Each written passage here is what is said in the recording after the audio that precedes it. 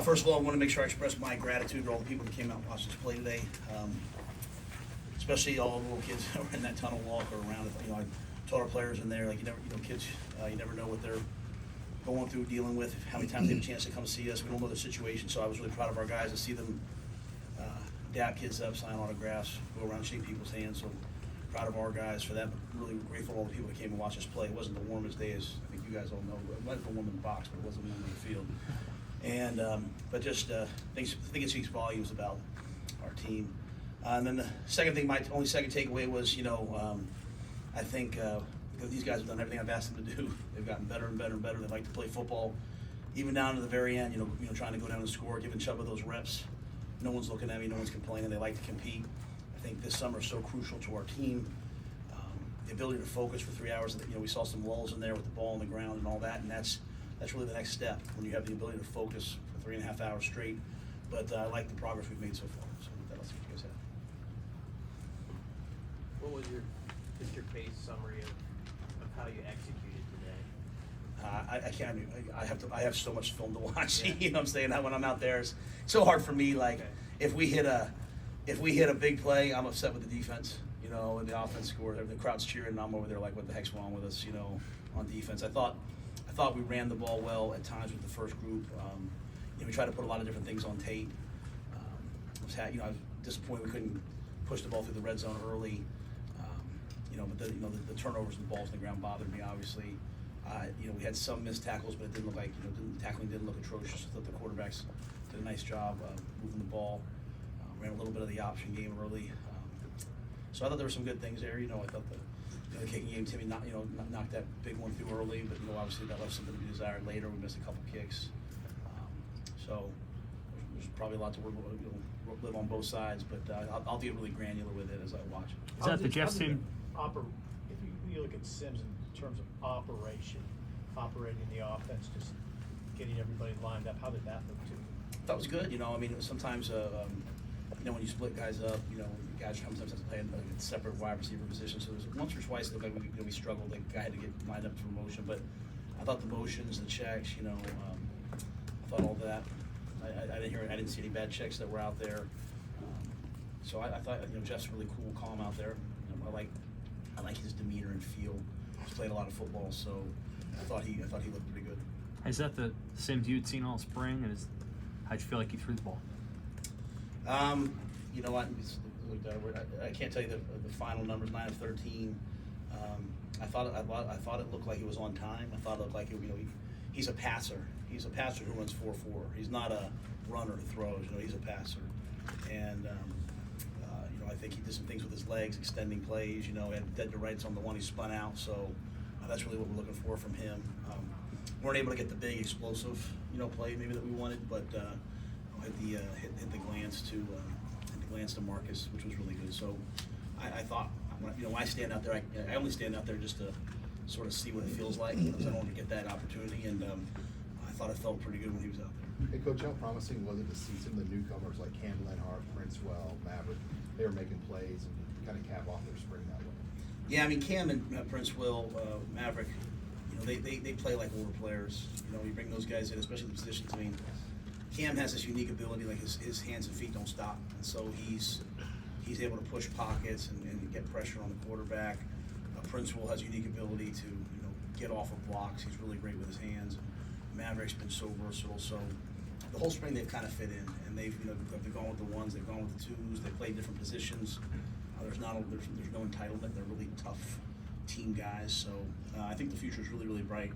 You look on defense. Some guys who played a lot of football last year weren't out there, and to have all those guys, those young players out there playing and doing some good things, was great all the way to the very last play when Gage picked the ball off. Those are guys though that you can see playing like right away as freshmen. Just what you've seen already. Yeah, I don't think there's any reason not to. I think there's a lot of time left. There's a lot that has to happen. For me, everything goes in stages. I talked about in the winter earning the right to go to spring ball. During spring ball, I talked about earning the right to be excited about the spring game. And so we have a lot of work to do this summer.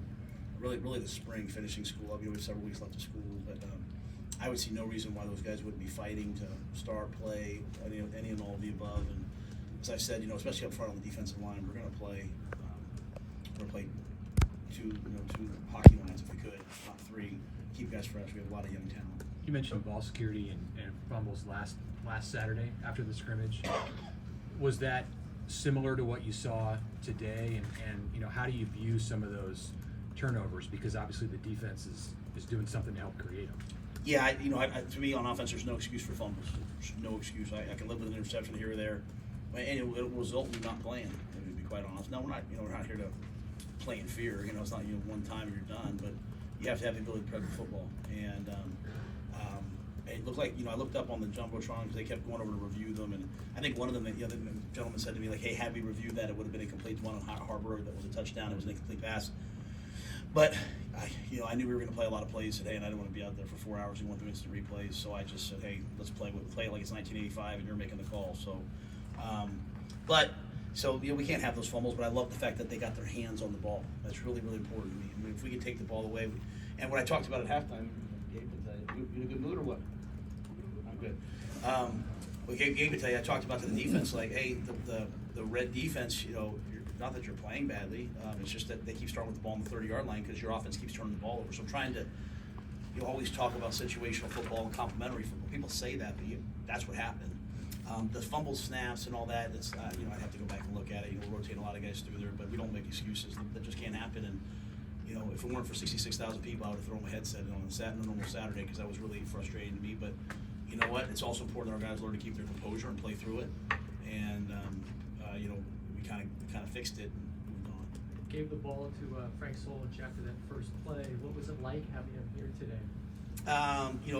So my wife did like an event last night for the moms, all the moms of the players on the team. And halfway through, I got a text from Coach. He was like, "Hey, Matt, I'd love it if you and Julie came upstairs to the event that he was having. He had former players there. And that was special to be a part of. I don't know how I got to be a part of it, but it was special to be a part of it. It was really special because at the end of the day, we all come and go as coaches, but the impact he's had on his players was really, really important for me to be reminded of and to see. And so I'm just really, really grateful for him as a man and as a person and as a coach. He's someone I've always looked up to, but he's been so kind to me. And so to hand the ball off to the fullback the first play and be able to hand the ball to him, it's kind of a bucket list item for me. How do you feel about Janiron Bonner in that spot? Obviously, he's kind of a hybrid guy for you, but can he be a fullback? Yes. I think the thing with modern football, not that it wasn't before, but just the thing with modern football is like having guys like I sometimes talk about Jusic and those guys, like guys who can do multiple things. They think you're in 21 personnel, but you're really in 11. Janiron can play every position out there for us right now, and I think he has a real chance, depending on how he continues to develop. I was talking to Coach yesterday. He was going through the weights of the fullbacks. Sometimes they were 218 to 222, and then sometimes they got some 240-pound guys. So we got some guys. We got Clover and Ruth and those guys who can go block the ISOs and the powers. But Janiron gives us a guy who can run it. And we're still running power with him and ISO with him. He goes in there and then he runs option routes on third down. So he's really a weapon, I believe. Couple more. Coach, what are you most pleased with, not just today, but for the spring in general? What's the big takeaway, and what are you most happy with? Well, I'm grateful to the players for how hard they've tried to buy into what we're asking them to do. This will be so much easier for them next year. Like they every day is hard for them because it's hard for the new coaches because everything's so new. When I say like, hey, we're gonna do this drill, it's like they don't even know what the drill is. Next year they'll know what to expect. They'll know we're gonna go to lanes. I've said that a couple times, but even we're flipping guys from white to red. At the end I said, hey, you guys want to take a knee, and the offensive guys were like, nah, absolutely not. So it didn't really make sense what we were doing. And but we were just trying to get. I thought Chuba did some really good things out there, and I wanted to give him a chance in the 2 minutes to go down and move us, and he got us right down, to the opportunity to do so. So I just really appreciate that part about them, and they're just going to get better and better and better. Were the two fake punts planned, or what was that? No, so that's first of all, me. It's not Brian. You're trying to, because you're not going offense versus defense. The danger of going red versus white, and you start turning the ball over, is like this side has 50 snaps and this side has 30. So I desperately was trying to get the white defense and the red offense. Excuse me. I was trying to get them more plays, and so I was like, can you throw a sideline warning? And I wanted to play the game, so I said to Bushini, I said, hey, bro, if they all cover, just pull the ball out and run. And so he's got a great arm. Let me say this, but they didn't work out. But I was just trying to get a first down to keep him on the field, just to keep the reps even. You know, I wouldn't have the integrity of the game, and I went for it on fourth down a couple times. So just trying to get those guys more reps, and we were able at the end to kind of balance the reps out and get it to where hopefully everyone got enough reps. Based on where that number 2 line is, what do you think you need to do to get more depth on the offensive line? I don't think there's any more getting more depth, right? I mean, we're not. We have the players we have. We have some guys coming in. We're going to coach them. You know, so we're not thinking about anybody other than the guys on our team. You guys, How useful is this next week? I think you mentioned earlier in the spring, it's a feedback evaluation with the players. How important is that for both parties? Yeah, sometimes I talk to players that, you know, the places, and they say, you know, they've gone 3 or 4 years and they've never sat down with their coach. And we'll do it after every season, after every spring. We'll sit down with each player. We'll talk about, you know, what we see in their game. We talk about what their role will be if we play today. We don't predict the future. We say if we play today, this would be your role.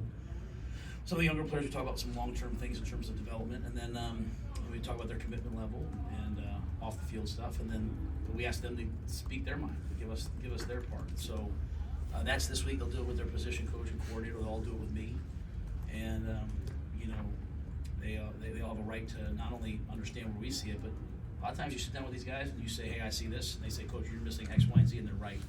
So it should be a dialogue. So I'm excited to do it. you guys do the single digit thing at this point, or do you wait until August? In on that? preseason. Preseason. Okay. Just can't believe none of you guys asked me about the kickoff. I'm so fired up about that kickoff. No one asked me. Never about the kickoff. All right, come on, Gabe. You up next? Thank you guys very much. Thanks for everything all spring. Thank you, Coach. Thanks, Coach.